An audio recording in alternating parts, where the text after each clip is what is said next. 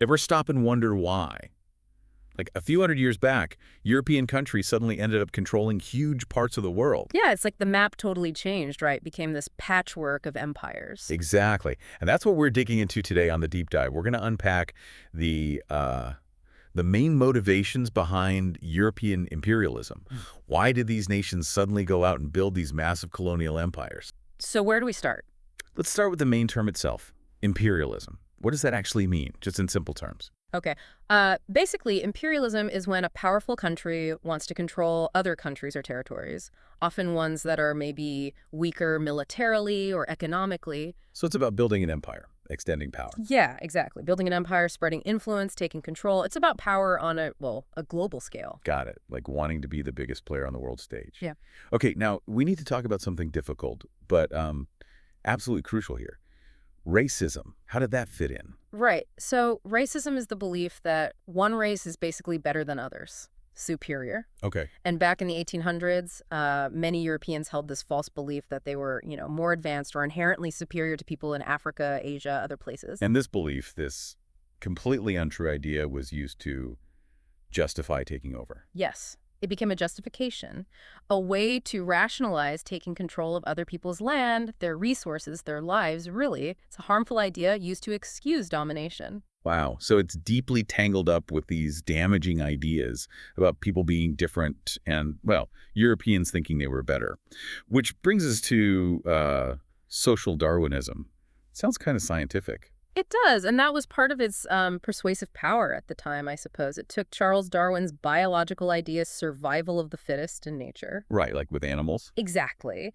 And it wrongly applied it to human societies. People argued that European societies were more fit, more advanced. So they used Darwin's science, but in a totally distorted way. Totally distorted. They argued that because they saw themselves as more fit, they somehow had the right to rule over societies they considered less developed.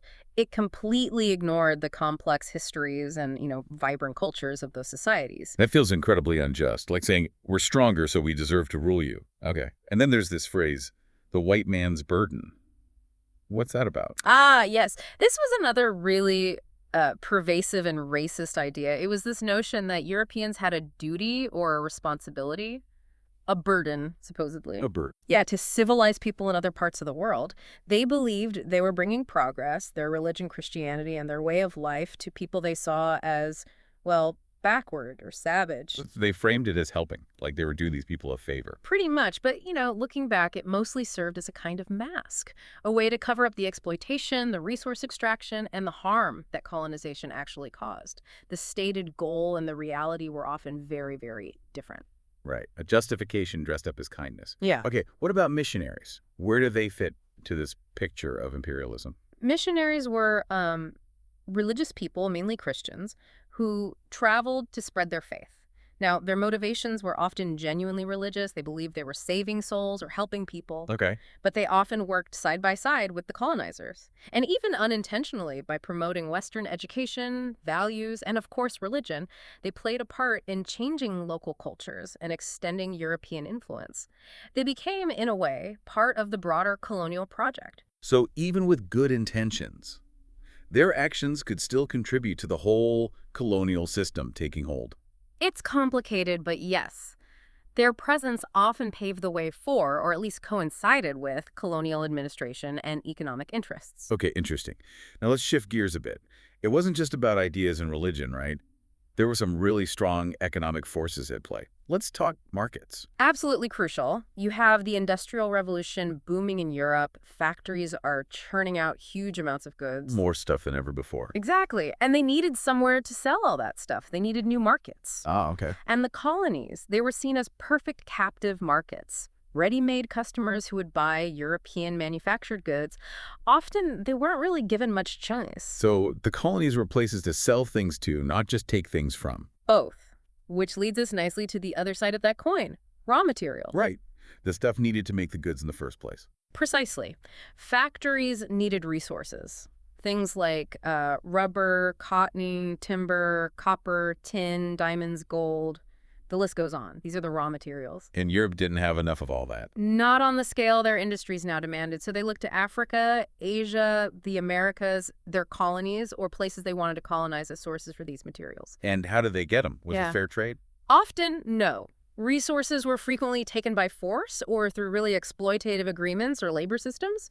Our sources mention Africa being incredibly rich in minerals, for example, which Europeans really wanted for their factories and, well, for wealth. So colonies were like giant resource pools fueling European industry. Okay, so we have racist ideas, economic needs. What else? What about how the European countries saw each other? Ah, yes, nationalism. This was huge. Pride in your country. Intense pride and intense competition. In the 1800s, European nations were constantly vying with each other. Who was the strongest? Who was the most prestigious? And colonies were like points in this competition. Yeah. Exactly. Having a large empire, lots of colonies all over the world, was seen as a major status symbol. It showed your nation was powerful, influential, a top player. More colonies meant more national prestige, more bragging rights back home. So grabbing land wasn't just about money or resources. It was also about beating your rivals, like Britain wanting more colonies than France or Germany wanting to catch up. Precisely. It fueled this scramble, especially for Africa later in the century. Each nation wanted its place in the sun, as they said. Okay, wow. So many drivers. But how were they actually able to do it? To take over so much territory, often against resistance? That brings us to technology, specifically military technology. And one key invention stands out: the Maxim gun. The machine gun. One of the very first effective machine guns, yeah. Firing hundreds of rounds a minute. And the people they were colonizing didn't have anything like that. Generally, no. Indigenous armies often had older firearms or spears, bows and arrows. Against the Maxim gun, the difference was just devastating. So it gave European armies a massive advantage. A huge advantage. It meant relatively small numbers of European soldiers could defeat much larger local forces. It made conquest much faster, cheaper in terms of European lives, and, well, brutally effective. Technology really tipped the balance of power. It really lowered the barrier to taking control, didn't it? Okay, so that's a lot of factors. It is. Let's try to quickly pull it all together. We have imperialism, the basic drive to build empires. Then underpinning that, you have these racist ideologies. Like social Darwinism and the white man's burden. Right, which provided a kind of twisted justification. You have missionaries spreading Western culture alongside religion, then the massive economic pull. The need for markets to sell goods and raw materials to make them. Exactly. And fueling the whole thing is this intense national rivalry, this nationalism. And the whole project was made possible, or at least much easier, by technological superiority, like the Maxim gun.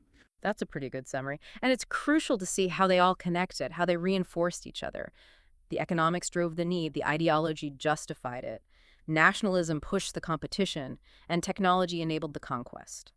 It wasn't just one single cause, but this whole web of interconnected factors working together. Absolutely. And the consequences of this era were just immense. They shaped the world we live in today in so many ways: borders, economies, cultures. Definitely something to keep exploring. Yeah. Okay, that leads to a big question for everyone listening. Thinking about all these motivations, the money, the power, the ideas, the competition, the technology, what do you think was really the main engine driving it all? Was it truly about profit and resources above everything else, or was the belief in their own superiority just as important? Or maybe the competition between nations, something to mull over. And to help you dig a bit deeper yourself, maybe ask yourself these questions. First, can you explain imperialism in your own words now? What were, say, two big reasons behind it? Good one. Also, what's the difference between just general racism and the specific idea of social Darwinism? How do they use both? Yeah, and why were raw materials and markets so important back then for countries like Britain or France? What was changing in Europe? And how did one invention, like the Maxim gun, change the power dynamics so drastically? Finally, maybe think about today. Do you see any situations where powerful countries exert a lot of influence over others? Is it the same as imperialism or different? How? Lots to think about there. This deep dive gave you the overview of why European imperialism happened. But like we said, it's just the start. Definitely. Check out your Unit 3, Goal 1 materials again. Look for specific stories, examples of how colonies were ruled, and how people resisted or adapted. There's so much more to uncover about this period. Absolutely. Keep digging, keep questioning. Thanks for joining us on the deep dive.